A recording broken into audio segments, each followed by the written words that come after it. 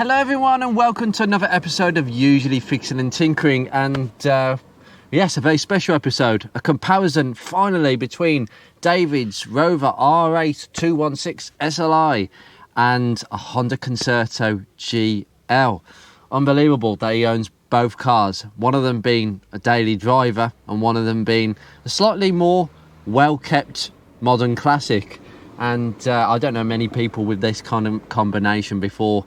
It's quite rare to see any Concerto, let alone to have the same owner who actually owns an R8 as well, who loves both the cars for two different reasons. So I was immediately thinking of this kind of video the moment I saw his fleet of cars. And I'm glad to show you a comparison between the two cars. This is going to be rather interesting.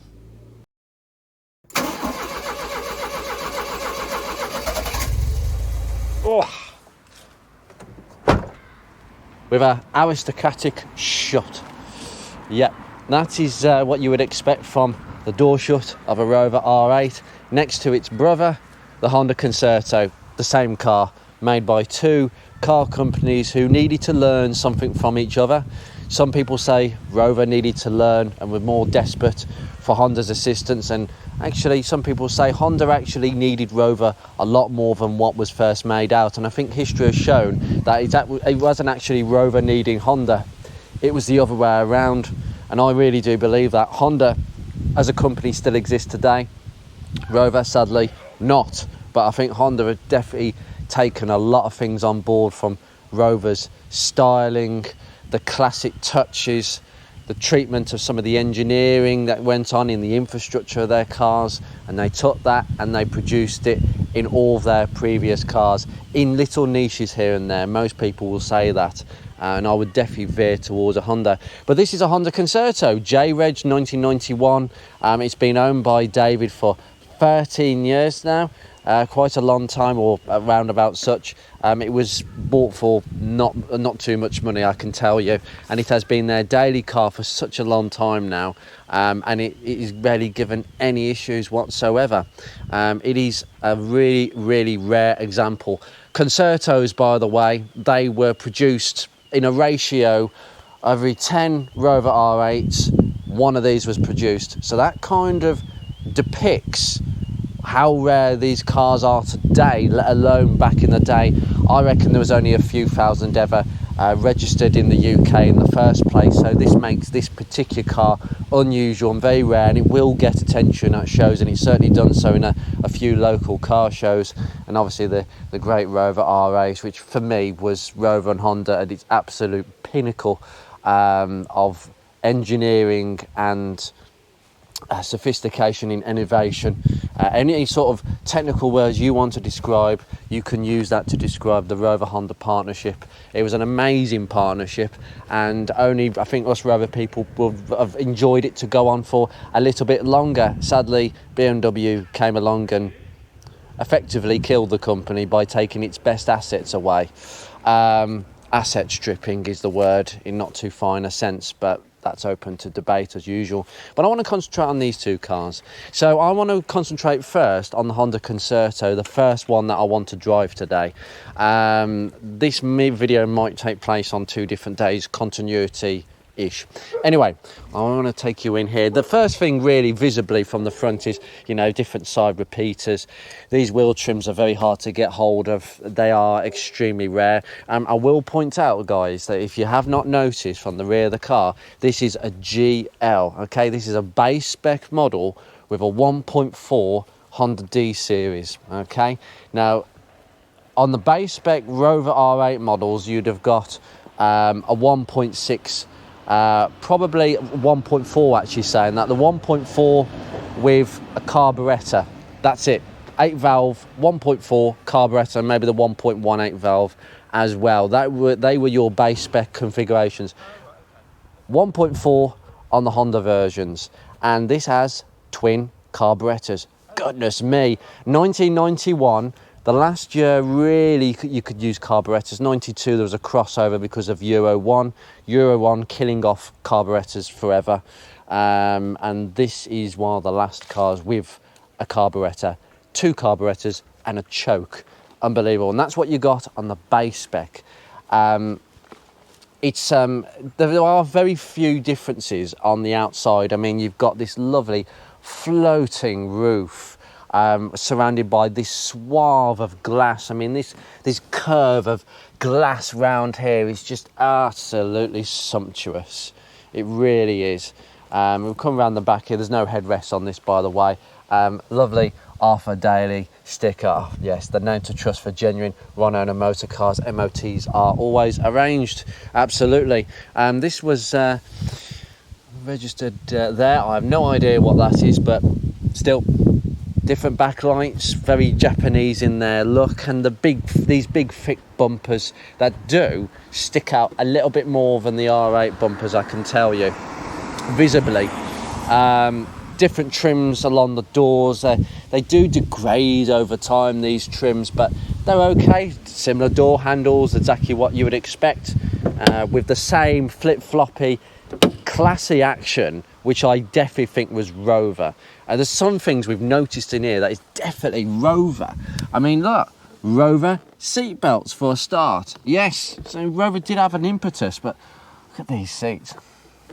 The material, I tell you what, these seats are they're not soft, but they're quite hard and quite firm, but they're not uncomfortable. But the material is a soft cotton braided material that it's all in one seat cover. It's not glued down, it doesn't go baggy, it stays in shape. It does not show its age at all, really, with these lovely headrests. Obviously base spec, no headrests, and obviously headlining sagging, you know, because it's not just Rovers that suffer from it, it was the Honda Concertos as well. This lovely thick carpet here. I've got a feeling that certain things Rover would have discussed with Honda and said, look, I know you want to put cheap stuff in, but just put some nice carpets in. Yeah, it just looks good, and it's good, appealing for the customers. It's a lovely blue colour, this is. Matched by the same material at the bottom of the door cards. This is a base spec model, for goodness sake. I mean, honestly, you got this cardboard material, sort of cardboard backed material, same material as the seats, really, just stuck on a bit of cardboard. Very nice chrome door, the door handle. You don't, sometimes you can't work out which bit is Honda and which bit is Rover. Lovely sticker there. Familiar door switches. We're going to see a few familiar switches today. Same independent Honda rear suspension at the rear. Nothing out the ordinary there. Superb suspension for its time, really good. Philips security radio, well, we haven't got that anymore because it has been replaced over time. Sunroof, very rare not to get one on a Concerto nor an R8, so for a base spec car to get a sunroof, which I'll just take back, yep, and we have a switch here to operate the sunroof. Yes, we have all familiar things in the Rover world, the familiar dashboard of an R8 Concerto. There's very few differences, but me and David have been looking about this before this video. These are the early style seats for an R8. These are Honda seats with these big pieces of foam that look like they've just been stuck on. They do wear badly, particularly on this driver's one here, but they look really, put it this way, you're not going to go far around a corner. They do hold you in quite nicely. The seats are quite flat, but they're okay. And as we can see, it can't be an automatic. I mean, who puts automatics on base models? I'm not joking. You could get a base Concerto with an automatic gearbox on the 1.4.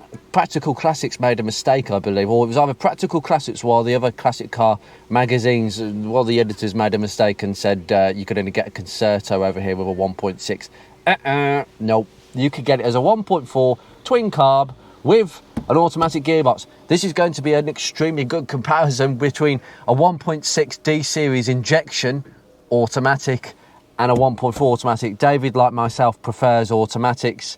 It's just the way of life on this channel, to be honest. So if you're bored of automatics, don't watch me. We have, interestingly, this is weird because this is electrically operated, this sunroof, and yet we've got windy windows for the doors. I don't understand that on a base model. You'd assume that this would be a winder, and you can see blanking plugs to denote possibly something there. I've got some squidgy Some visors here. Hello, tripod. Different steering wheel, obviously, with this quite in your face Honda badge with the horn. Yes, that's quite a nice horn as well. Parpy. We've got these fantastic switches, just a delight, exactly the same as in my 45, but you do have these little like slots in it. It's actually quite nice. You've got these slots to just stop your hand slipping, whether you've got oil and grease because you've been working hard. I don't know why. And again, it's the same on this side. It's a little bit different. The beeper's a little bit different in this. You've got a fuse box down there. Obviously bonnet release. I'm just going to pull that. I think the bonnet's just gone. It's just a very subtle design. Coins. Yes, we have many coins. What the heck? We've got a McDonald's coin. Yes. Okay.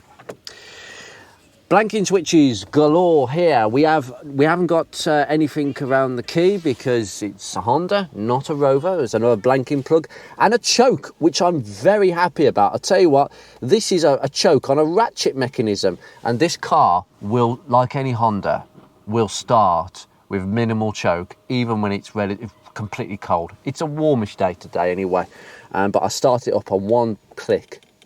1, 2, 3. There you go.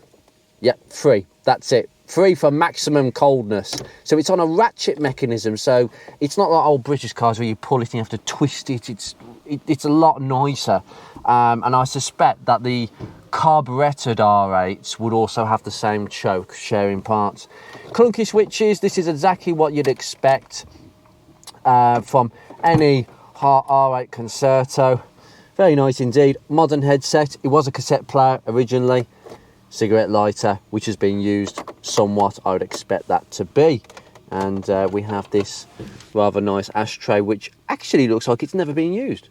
How curious. We were followed by an automatic gear selector down here, which is park, reverse, neutral, drive, 2, 3. Well, 2, 3 for hold, 4 for hold, and it's a bit floppy, this one. The gearbox is a 4-speed Honda-matic. It's the same on both cars for this test, and it's going to be quite interesting given that they have the same gearbox. Although I was saying that one of them shifts a bit more quickly, so that'll be interesting. Apparently these mats, well, if it was a Rover, it'd be a Rover insignia, but apparently the Honda ones are like rocking horse brew. Sorry, David. Just make sure that nobody nicks it. I'm taking your mat. No, I don't think so. Give it. Hey, Yep. Yep. Oh, sod it. I don't think the man, when he sold the car, realised, because he had an MGF as well. Yes. He realised the mat was worth. I didn't, to be I honest. don't think he were. No, nobody knows that they're worth quite a bit of money because they're quite rare. Which is strange, isn't it? Yeah, it is really I almost strange. got another one for a tenner. You're Somebody joking? beat me to it. Oh, He had gosh. loads of Rover ones and one Honda one. I said, I'll have that. He said, so it's just gone. The secret's out now. These Honda mats are rocking horse poo. Yeah. Digital clock over there as usual. There isn't really a great deal. It's just the material is all blue, and again early R8s have a blue dashboard. There was a lot of things early on. I remember that the Concerto came out a year earlier before the R8, believe it or not. Yes, it came out a year earlier. The R8 was actually a little bit slow to come out the block. I think Rover were doing a lot of work under this to just make a few final tweaks versus this. Another feature really, these are non-adjustable door mirrors, obviously manually adjusted, but they're not bendy, whereas these are bendy. Rover were thinking a little bit more there. We've got similar things like the vents on the door cards, but apart from that, there isn't a great deal of differences. Now I'm going to just scoot into the under bonnet section because this is my area. You wouldn't believe actually the shape of the lights is completely different. I mean, look at that, look at the length of that, now look at that. It's a completely different length, and you would think, oh, they look the same. They're not similar, but they're completely different. These, different shape. It just sort of comes down a little bit more. This is sort of goes, phew. Yeah, interesting one. But anyway, let's open this bonnet. Can't find the catch on these things. I never find the catch. There we go. Lovely. Right, we have a 1.4 Honda D series, which started out in the early 80s. And I tell you what, for an engine, both of these engines sound equally as refined, I will tell you. Overhead cam, single overhead cam, hydraulic tappets, that sort of thing. They're pretty good. They're pretty good engines, cast iron block. Bit more thirstier than the Rover K series and a few other Rover engines, but they made up for it with bulletproof reliability. There isn't really much that goes on with them. But instead of the PGI system, we've got a CV dual carb system going on. I have no idea what these carbs are called. No idea. There's not much information on this whatsoever. Honda people know more than I do, actually. We've got the air intake coming over here. We've got a load of pipes and diaphragms. This is the only problem with very late carburetors, is they had to use vacuum lines to just basically refine the process of effectively what I think is a piston just going up and down there, very much like an SU carburetor, like a downdraft carburetor if you're more technical. But anyway, we've got a non-ABS car, no gas in this. Yeah, less to go wrong, a motor stuck on there, and small master cylinder, which apparently is pretty good in terms of the braking. Small battery, small electric fan on a reasonably sized radiator with these two massive automatic pipes. The gearbox down here, it's quite a fat thing, the Honda Matic, quite weighty, but it does its job quite smoothly. A little bit clunky at times, but overall pretty good. Obviously, I think I'm going to be working on both these cars to change the oil. But we've got all these signs in Japanese over here, and still intact actually. Power steering bottle, washer bottle, the days where manufacturers put the washer bottle inside the engine bay as opposed to putting it in the wing, because you can see how sort of far in it's actually really shallow. The wing is like here, the end of the wing, and the start of the engine bay, whereas now it's like a million miles. The engine bay seems to be getting smaller actually, because all this area is part of the inner wing. But overall, interesting. Quality control by Honda, and that was another thing that Honda brought to this little partnership, quality control. Rover certainly didn't have that at all. Honda did. And to be fairly honest with you, anybody who's had a 1.3 SD3 Honda Ballade, a few other Hondas with a 1.3 carburetor, like a Swiss watch, that engine, utterly impervious in terms of its reliability. And Honda can make carbs work so reliably, and this car, stone cold, I only clicked out the choke once and I put the choke back in very quickly to see what would happen, and it didn't stall.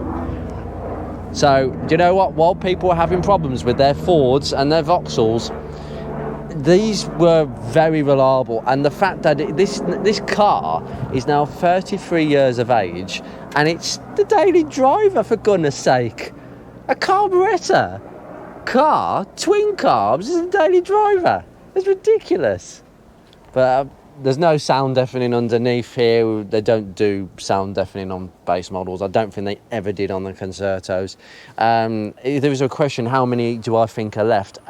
Probably only a few, to be honest with you. Yeah. Very, very long indicators. Very long. Right, now I'm going to come to the R8. And as I say, this is a straightforward physical inspection and comparison here. So this car is an SOI, so middle of the range. Yes, we'll get the trim sorted. We'll get some proper trims. It should have much more nicer trims than this. But Rover did a bit more than Honda. They just slapped a bit of plastic on. Rover tended to put some trims inside which are really good, and they don't fade at all, with a lovely plastic printed Rover insignia. That just little things like that. Just rectangular indicator instead of a massively rectangular indicator with some rubber seal on it. Lovely mud flaps as well. Very similar actually, but actually very different. The accessories were very different from each car really. All the panels are actually quite different. The front wing is different because of this side light cutout, like I've said before. The bonnets are actually very similar. Ignore the lacquer. The lacquer's started to go a little bit. Looks like a cat's been at the bonnet. But this car is cosmetically in much better condition. We've got a Rover mat. I'll steal that behind the end of the day. It's probably not as worthwhile as the Honda one. We've got all the familiar size windows. All the windows are the same, but Honda kind of Yeah, there's no Honda symbol there, but Rover, touch of class. I love that, and it hasn't faded. This stuff is seriously high quality. It's not stickers or anything like the later ones. 25s, 45s, no. We've got these fantastic rear lights, which I really like. They're sort of a simplified version of what you get on a Rover 800, and I love the rear lights on an 800. I think they look so cool with the ribbed styling, but this isn't ribbed. You just got sort of a plastic insert there. A lot of manufacturers were doing this, like a plastic framed light assembly. Ford Orions had this big thick plastic segregation between each different light, which looked a bit American. This is way more subtle and really nice. Got this subtle spoiler here, and obviously the Concerto, which I actually forgot to mention, I'm going to do this today. It's got this rubber degraded, I don't like it, it degrades a lot, but then Rover goes to painted stuff, body colour coordinated, which is what you'd expect to get on an SI. But this is still plastic at the back here, registered at South Harpenden Cars for a Ford dealer. You know, apparently that is quite a prestigious dealer. Yes. We need some baby oil on this. Seriously, we need something going on here. Again, it's nice to see a Rover that actually shown a bumper as you would expect to see it, but a lot of treatments are there to make it look better. But we've got, again, no headrests. This is a beige interior. Yes, and just open that. That's just sumptuous. And the way it closes, not quite, but it sounds amazing. And in here, you know you're in a Rover when you encounter just bits of wood here and there. I think Rover definitely taught Honda to use a little bit of wood to elevate the classness of an interior, and Honda started listening with some of their later cars. Maybe the 600 was a good example, actually, with the Accord as well, you know. But look at that. Lovely chrome around the wiper. Just where they could stick chrome, where they could stick a bit of wood, they did it. We got this sort of lime pattern material, and the smell of every single Austin Rover product from the 1980s and 90s. Yes. Memories. We got these floppy sort of handrails. You could bring it down. It's like kind of floppy, and it's nice to touch. Even a hot day like today, it's really nice to touch. But look at this. I mean, we had this on the Concerto as well. I think this is just, that is Rover, that is. That's not, I can honestly see components of both these cars and say, Rover did that. Honda didn't think of that. That's Rover. Why they didn't do something like this for the 45, I do not know. It looks much better. But these flat back seats, we've got plenty of leg room in here, and these seats are not that far forward at all. But with the lovely impervious sort of glass floating roof design, plenty of air, plenty of light, plenty of visibility. What more can you ask for? And they do avail themselves to be great daily drivers at such an old age. I don't know many Fords this age that could even come near to being daily driven, as far as I'm concerned, and not without major problems. Again, same materials matched here and matched down here. In fact, this is not as nice as what's in the Concerto. It's sort of frilly. This is a K-plate. This is where Rover started to change a few things from the early days, and that is these seats. These seats are Rover's own design. You see how the bolsters are kind of integrated into one long bolster in the seat instead of just being a slab of foam.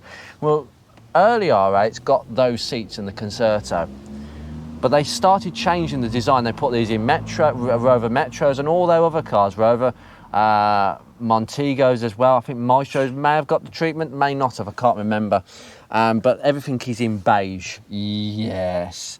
The carpets are delightful, same as the Concerto, just very thick, nice pile, deliciously delightful to clean, with a classy bit of Rover stamped in there.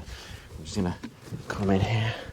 And yes, no choke, don't need it, injection with everything else, leather bound steering wheel with a lovely badge inserted into the middle. It almost looks like they should have just done a bigger badge from the start, but maybe that's just me. And the horn, much more alarming, I will say. But we have this lovely integrated centre console, a blanking plug down here, and this doesn't disappear down into the dashboard. That's fantastic. And yeah, exactly the same. And even the Honda versions have a chrome button on the gear lever. We've got a genuine Rover radio though, with a cassette player as well. Fantastic.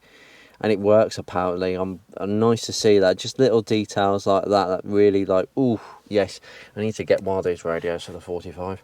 Again, same clunky knobs as usual. Oh dear, yes. Why have we not got an electric? Why is this? Wait a minute. Why is this slide and tilt? Why? Why? It's not a base spec. As a base spec Concerto has got an electric sunroof, and the Rover products, you'd expect it to be the other way around. That's really funny, that is. Obviously in this we've got electric windows. Thank God we've got electric front windows, because I would expect that. But this again, you know, it is, I believe this is a real wood. I've got a feeling it is a real wood piece that we won't know until you look behind there, but I'm trying to have a look, but I'm pretty damn certain it is. And Rover insignia with digital clock as usual, and plenty of. The glove compartment is shock absorbed. Shock absorbed, is that a word? No, it isn't, but it has got a damper to slow it down. As I say, nice little cubby, so your microfiber, and lots of space for your feet in here, and adjustable headrests. Yes, this is really nice. Definitely appeals to the older customer, this kind of interior, but all the same. But anyway, let's open that bonnet. There we go. Oh, goodness me. Right, now we have some differences between the two. Okay, this looks immediately visibly more appealing. So this is the 1.6 PGFI program fuel injection Honda D series 4-speed Honda-matic. Same gearbox, different engine capacity, and a different fueling system. Much more modern, much more refined. We'll pass the 1992 Euro 1 emissions regulations. We have a couple of other additions, like a gas modulated ABS system, which frequently doesn't work, unfortunately. They just run out of gas, as I've explained on many episodes before. But actually, this is an extremely tidy, literally really tidy engine bay. I ain't done any cleaning, I haven't been in here, guys. There's very few differences around the front area. The grille is a little bit different, because we've got a sort of grille on the Concerto. On this, we haven't got anything. We've got, again, a fan, a big massive fan down there. Yeah, David's been busy with the bitumen underseal to keep the rubbish at bay, and I've got to be honest, what rubbish. It's absolutely solid as a bone. It really makes me want to own these, to be honest. Yes, so 16 valve with this lovely ribbed cover. This is Rover, because this is very similar to what they were doing with the with a couple of series, like with a couple of engines, like the M series. Remember the M series engine? It had a very similar style ribbed cover. The early K series engines had something similar, and Rover definitely went to Honda and said, look, we don't want this isn't good enough. We can't have this on there, because we don't want customers knowing it's a Honda engine. Can you do something about it and make it look a little bit more Rover-ish? So they started coming up with these crazy little designs, and do you know what? I absolutely love that. It looks amazing. There's only a bit of paint chipping from that, because most of these look really poor. New distributor's been fitted. Apparently they can occasionally go wrong. A lot of electrics going in there, numbered HT leads, and it's still got the film over the letters to protect it. This is a very, very original car, 27,000 miles, ridiculous. Power steering pump at the bottom with obviously, they're both, obviously, cam belts need to be changed. Again, everything is just much cleaner. There really isn't much of a difference whatsoever. We've got twin motors on this, I was going to say, because I think David suspects that one of those motors has given up in this, but goodness me, this definitely needs a bit of a clean up, but honestly, it'll look amazing with a bit of Andrew detailing. My services are definitely required, but very nice to see. This produces 88 brake horsepower, and I think this produces around 100, give or take. I'm not one for brake horsepower on this channel because that's what they produced when they were new, but that's not what they produce today. It's a very different context, but that's not particularly, that's actually pretty decent for 1.4 of this age. I will dare say, if you put this up against a CVH, I'd put my money on this engine getting me across the world, not a CVH, very sadly. Same for this one. I think this would go anywhere, and that's why they're so reliable. There's very few electronics, and most of it just seems to be really stupid stuff. But yes, I think that is it. But we do have both got some caution stickers. Yes. Anyway, there's no point in talking about this unless we get to drive a car.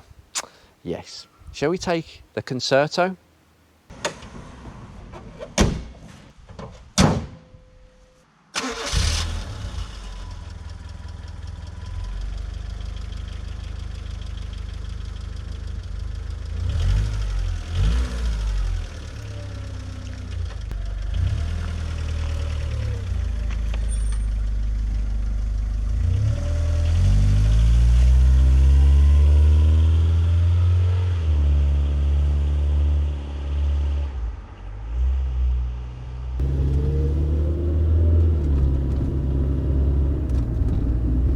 Rather interesting experience. I've never driven a Honda with Honda carbs before. It's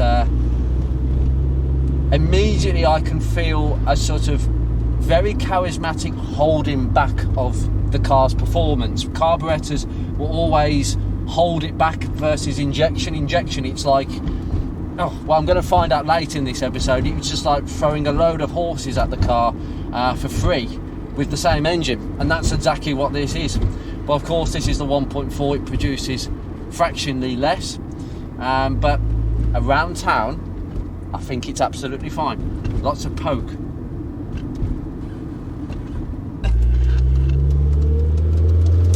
The choke's okay now. Second, put the choke in, Andrew.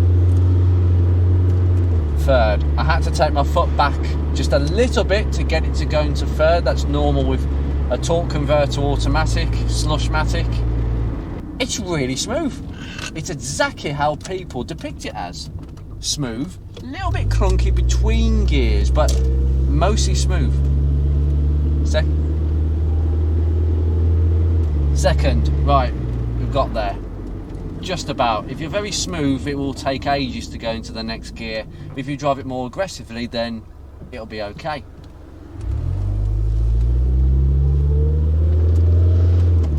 If the camera can pick up that, just that nice charismatic whine between first and second. It's very something old school from the 60s, 70s of minis.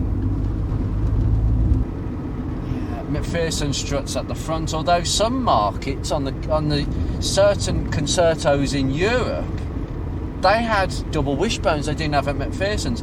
McPherson struts was definitely something Rover told Honda, you need to put McPherson struts at the front to sell in Europe. They kind of half listened to them on that one. Round and round, test the steering. Yes, it's very, very charismatic, that whine.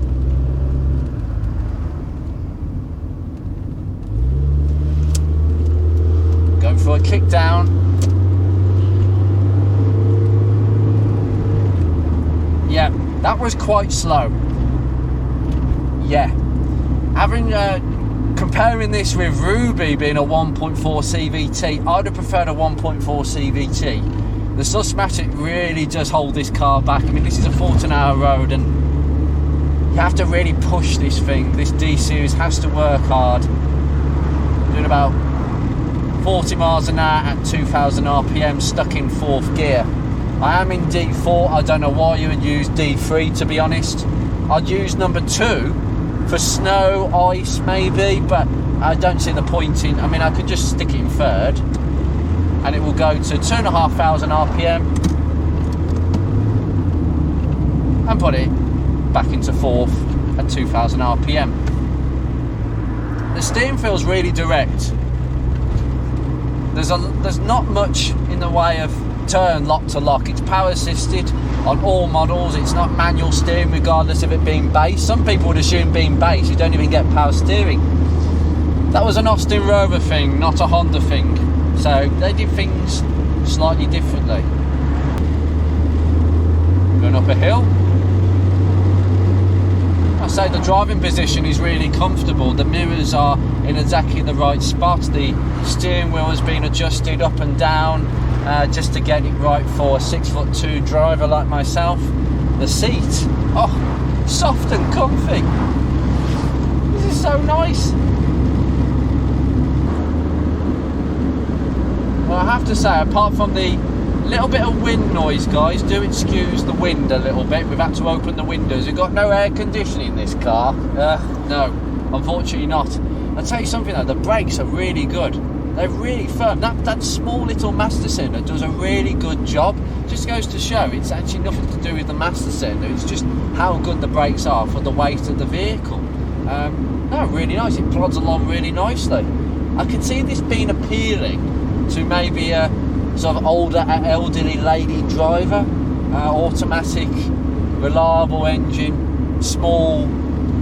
Everything's really basic in here. There's nothing really. In fact, the most complicated thing is the electric sunroof, which this shouldn't have been a base model, but it just does.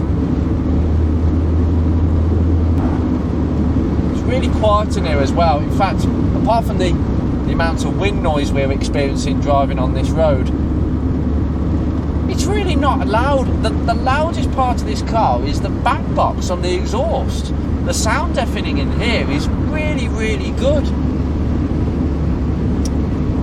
I'm really impressed by this Concerto, and considering that this would have been much cheaper than buying the Rover R8 when they were sold side by side for a few years at least. This came off the production line around 1994-95. Obviously the Rover R8 continued in certain body styles thanks to Honda's cooperation, despite the fact that they'd gone their separate ways by them, and Rover was very much a BMW owned entity.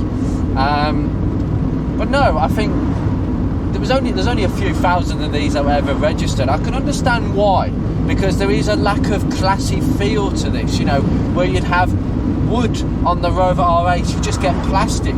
But there's certain other things like these lovely seats that are just nice to touch. Basic, quite cheap, but it's a functional car. You don't buy a Honda, in fact, to be a all-go frills car. You buy a Honda just to work and work and work without problems. And I think this does this. What a great car. Well, we've got to get in the R8 now. Let's see what that's like.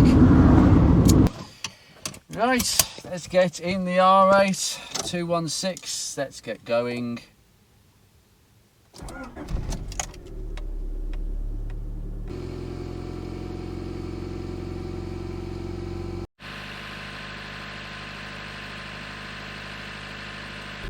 Gosh, is the engine on? It's that quiet. That's a cold start.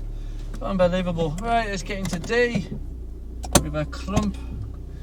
And let's feel the power of a bigger engine, an ECU controlled fuel injection.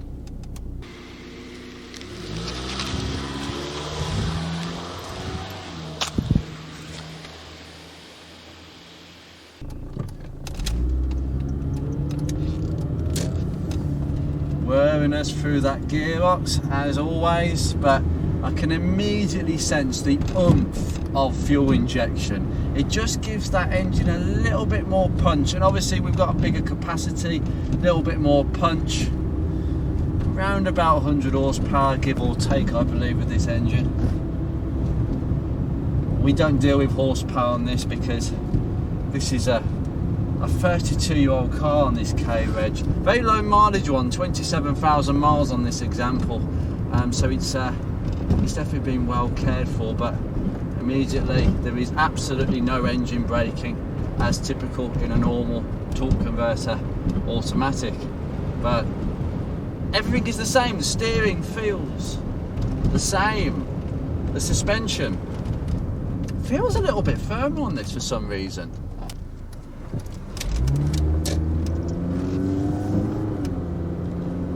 have ABS on this car, which is quite a luxury and quite a contrast actually to the Honda Concerto being a base spec. This is a sort of middle of the range spec, but yet we only have a manual slide and tilt sunroof. Weird things, but we do have electric windows in this, which are nicely placed. Gearbox downshifts quite nicely on this one actually.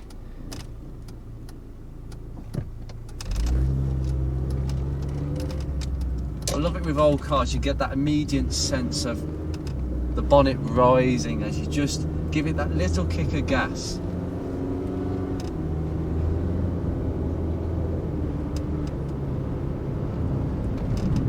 Again, this is a lower mileage example. It's used less and it feels a lot fresher actually than the Concerto, but versus each other, this is a bit less pitchy and bouncy. I wonder if Rover did something else to the suspension that Honda didn't, and that's quite possible. Even though Rover gave Honda a lot of direction when it came to the suspension department, Honda wanted to put double wishbones on their cars all the time. That was the Japanese way. But Rover are like, no, for European roads we need McPherson struts. And it suits this car down to a T.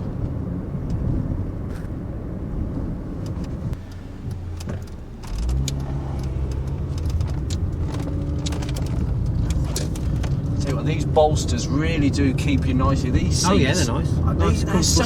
They're so comfortable, yeah. Aren't they? Yeah, they're lovely. I mean, the material actually doesn't feel quite as cottony. Yeah, a bit more less cottony than the Concerto, if that's a word.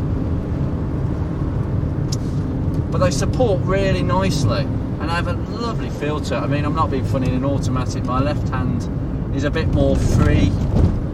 And I just want to rub these seats. They're just such a nice material, and it just reminds you are in a Rover with slabs of wood everywhere. Obviously beige and black plastic. Only Rover can do that combination really well in the 90s. The brakes on this car are really responsive, really firm. Quite a few models got drums, but some got discs, and this has discs. So it'd be even better, and obviously discs with ABS. What a novelty for 1992 on any hatchback to have ABS. Goodness me, I couldn't imagine any Ford Escort having that. But then again, it's a different price point, isn't it? So anyway, comparing the two, very similar cars, minor differences. Rover just added a little bit more class to their cars, which really would appeal. As someone, you know, who was born a year after this car, if I'd been old enough to actually buy one of these cars in 1992, around about the time that these cars were both manufactured, even though I would be paying way more for a Rover, I'd certainly want to pay for more, because what you're getting is way more than what you're paying for. You're getting a lot more quality, nicer colours, nicer interior bits and pieces, and it just somehow, the colours, the trims, everything builds up with this car to a really well finished product, a really well engineered product. I don't know why anybody would have paid, if they had the money at this age, to pay less for a Ford Escort, because why would you buy that? Or Ford Orion? It doesn't compare. This is such a 10 times better car. But in terms of the Concerto is an underestimated gem of a car that people overlook, and still a better car to own than a Ford Escort, Orion, put it that way. But anyway, I will leave this here. You take care, guys. I shall see you in another episode. Just wow.